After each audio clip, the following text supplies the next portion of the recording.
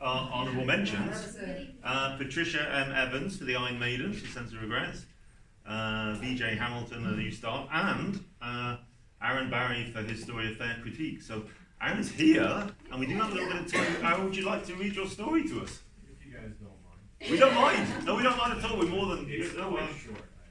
Oh, wonderful. Yeah. Great. So come on up. We don't. Do you have a? We have copies of the story. Oh yeah, great. We get. Yeah. Okay, I have it. Fantastic. Okay. Yeah. And then we have lots of food left. So, and then what I'm going to set up a photo op, but we could do a big group photo. Yes. But I'm going to kind of set it up. Yes. So, yeah. Fantastic. Congratulations, Aaron. Nice to meet Aaron. Yes. Yeah, I don't really show up to these sorts of things very often. A bit of a newer writer on the scene, you could say. Okay, how to preface this, I guess. I'm more of a poet than anything. In fact, I'm the last surviving haiku poet. But from time to time, I write short stories. This one, I was really just honestly taking the piss. Like, I'm not a huge fan of certain forms of modern art, and I watched a program by Roger Scruton a long time ago called On Why Beauty Matters. And so that sort of inspired this. This one's called A Fair Critique. So why do you think the artist chose beige, the man asked, leaning toward the gentleman to his right. They were seated upon one of the modern art gallery's generously proportioned benches, looking out at the undoubtedly priceless abstract piece before them. That's a terrific question, really. Well, if I had to hazard a guess, and I'm being quite careful not to inject too many personal biases into my assessment, I would say that the artist was trying to capture the thoroughly dismal affair that is human existence.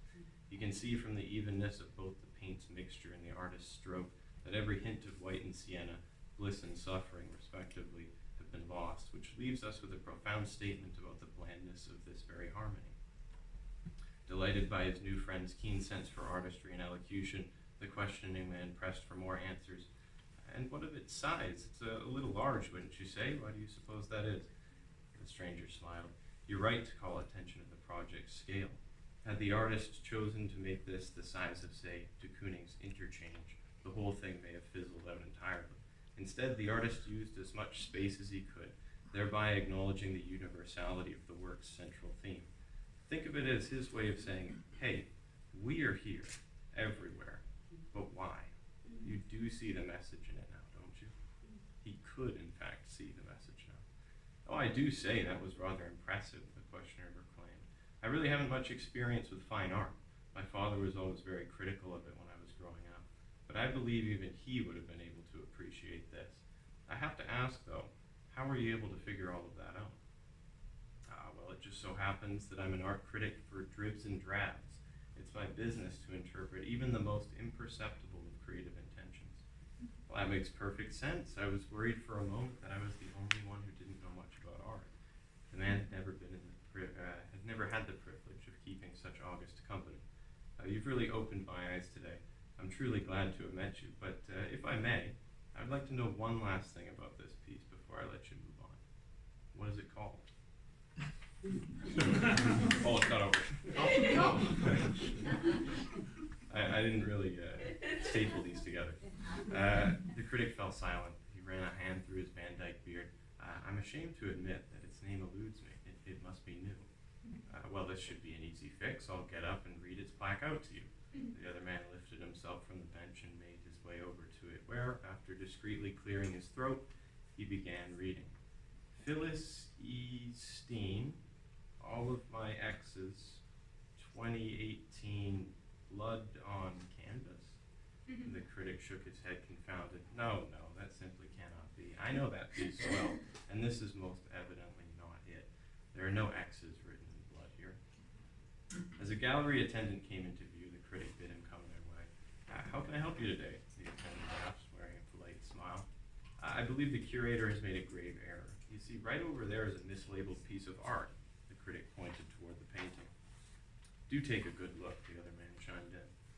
The attendant maintained his cheery expression. I'm not sure I understand what it is you're referring to.